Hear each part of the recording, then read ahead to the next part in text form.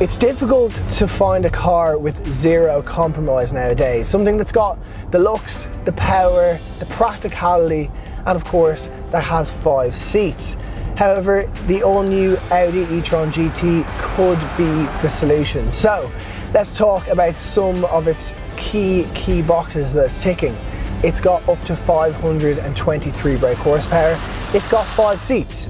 You can fit your golf bats in the boot, and you've got a range of 479 kilometers.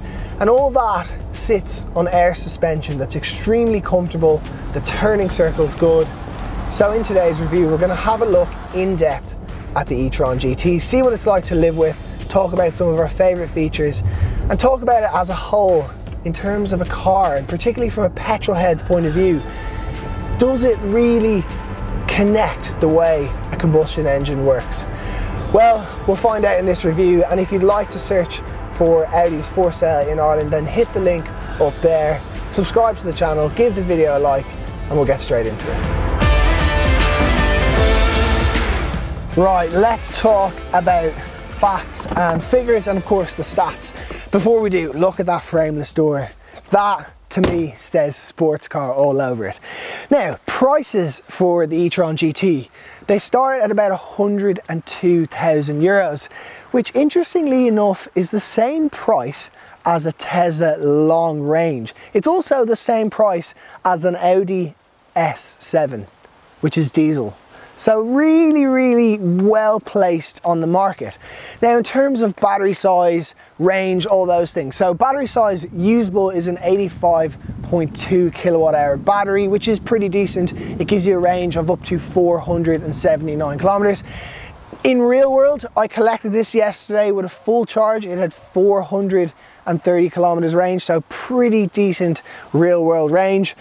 And then when it comes to charging, well, this gets really interesting. So you can actually charge it on both sides, and ironically enough, the fast charger, the DC charger, is on the other side.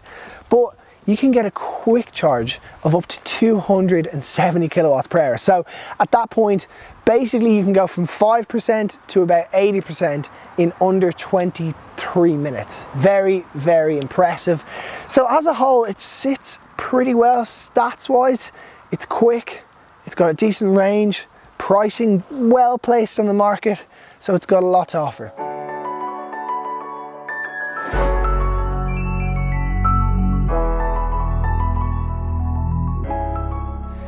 As far as the looks and the design, Audi have knocked the ball right out of the park, in my opinion anyway. So from the front, the grille is one of the most noticeable things. Personally, I'd spec that in black. I think it might look a little bit better. Underneath here, you've got your sensors and your forward-facing camera. Then the whole bonnet scoop, these lines, they look absolutely fabulous. There's aero going through there, so that's to increase airflow, cool down the brakes. It all works, it's all functional. And actually, speaking of aerodynamics, whilst it is extremely aerodynamic, the Tesla Model S and even the Porsche Taycan are slightly more aerodynamic. Now, interestingly, as you may well or may not know, it's built on the same J1 platform as the Porsche Taycan. And no, the J1 doesn't stand for a holiday when you're in college to America. It's actually an incredible electric car platform. Then as we make our way down, the wheels are absolutely massive. They look really nice. Standard comes with 19-inch. It's actually worth saying the panoramic roof comes as standard too. These are the upgraded 20s, and actually on the rear they have a 285 tire, so big, girthy, and that actually continues with the whole car. So the whole thing is actually wider than an Audi RS7, so it's a big old beast of a car. And my favorite angle is actually looking back here and seeing those rear arches flare over the back wheels. And actually the side profile, I don't know if anyone watches Top Gear, but there was an episode where James May met up with that guy from AC/DC, and he had some electric car from 10 years ago. It was a Fisker Karma maybe. It looks very similar from the side, and that is a good thing, because I actually saw one of those in Abu Dhabi a few years ago and it was gorgeous. And then the rear again looks fantastic. That rear Audi light bar looks brilliant, and of course no exhaust, but somehow they've made the diffuser really work.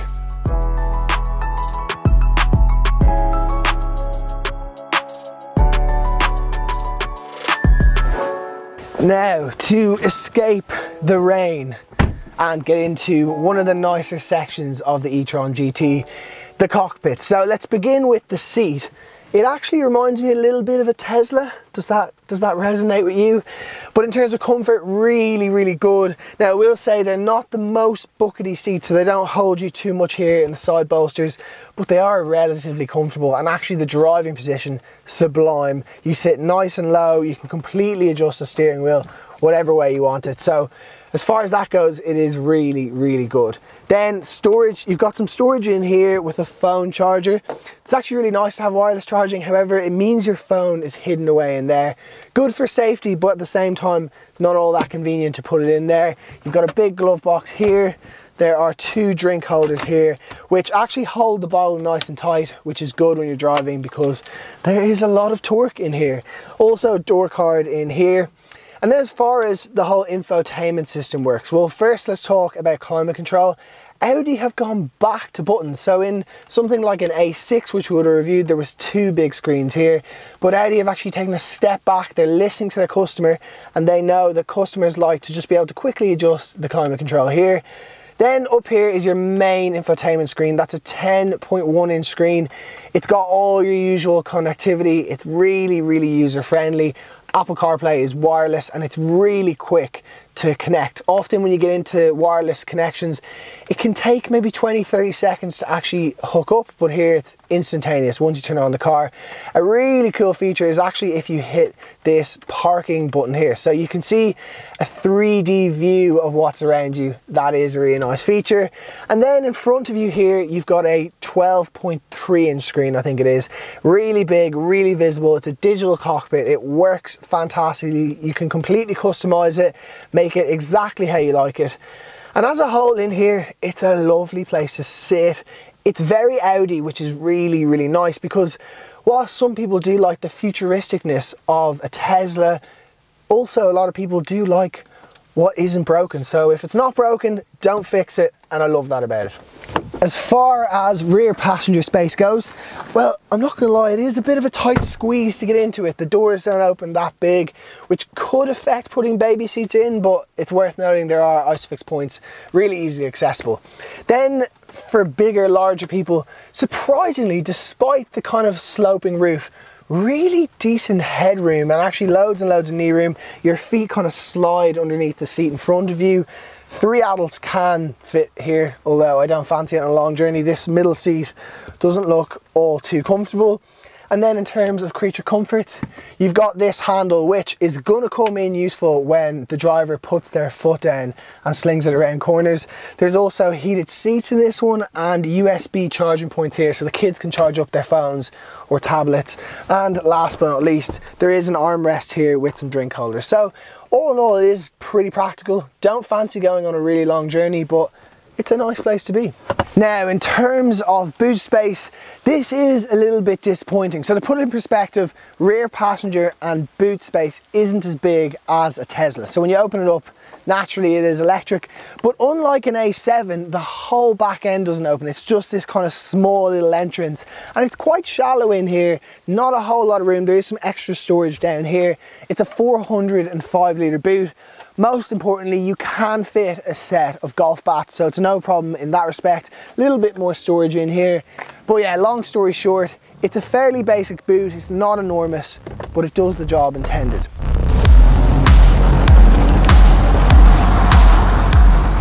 Fast EVs, acceleration, 0 to 100 kilometers an hour in 4.1 seconds. These aren't astonishing figures nowadays. Tesla's been doing it for years. However, where this e-tron GT separates itself is how it takes corners, and we're going to be talking about that in a little second. But first, let's talk about the facts and the figures of the performance. So it has 470 brake horsepower, and that's in day-to-day driving.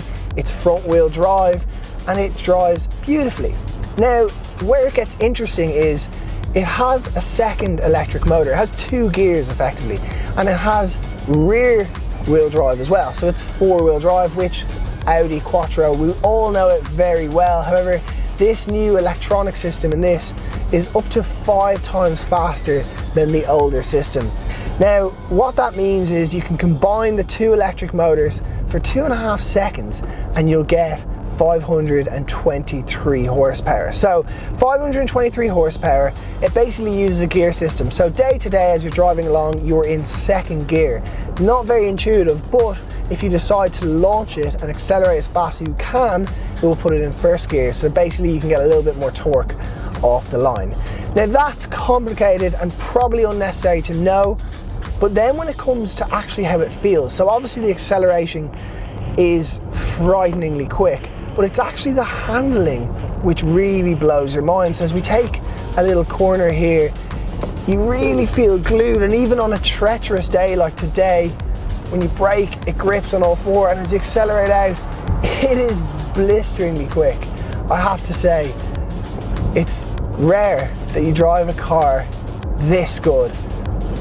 You get that instantaneous torque, but you don't have to sacrifice in the corners. You're not missing handling. And this car weighs 2.2 tonne. And driving, sitting here, I really don't feel it. It is brilliant. Big old brakes come standard, put the foot down, and actually, it's one of the few quattro systems where you can feel the back end twitching a little bit. It wants to play a little bit. I've no doubt on a track, if you were to switch off your traction control, you could probably get it sideways. Now, realistically, no one's going to do that, but you can, and it's so quick. This is a fun car, and it's not even the RS version. It's just the ordinary GT. So we've established that it is fast, that it handles superbly, and that it's actually quite fun to drive. It's an enjoyable experience to have a bit of a hoon on the back road. But the reality is, most of the people who are going to drive this are going to drive it in and out of the city centre to collect the kids, any other type of day-to-day running that you do. How does it stack up there? Well, it's wide. That's the first thing I'll say. It's very wide. It's actually wider than an Audi RS7, so you're going to maybe curb those wheels on the tight city centre runs, so maybe keep a little bit of a budget there. But other than that, it's lovely. It's an Audi in here. Everything works really well. I've got my heated seat on. I've got my climate control set to 21 degrees. And everything's familiar about this. And I love that about the e-tron, the SUV. It was just a normal SUV with an electric motor. It's the same here. The other thing that's really impressive is the turning circle is fantastic. So you can get in and out of tight parking spots really easy. And this is all well and good, but what really blows my mind is the air suspension. So obviously you can select different driving modes, everything from efficiency, comfort, dynamic, and then individual. But you can actually change the sensitivity of how much you feel the bumps, how much you feel the road, how tight the steering is, and actually adjust the ride height. So that is a really good feature. I believe you've got to spec that, and I think it's quite expensive, but it's probably one of the few things I would definitely spec, because driving this is absolutely terrific. There's no other way of saying it. And it just instills confidence in you as a driver. You really feel more like Lewis Hamilton than you actually are.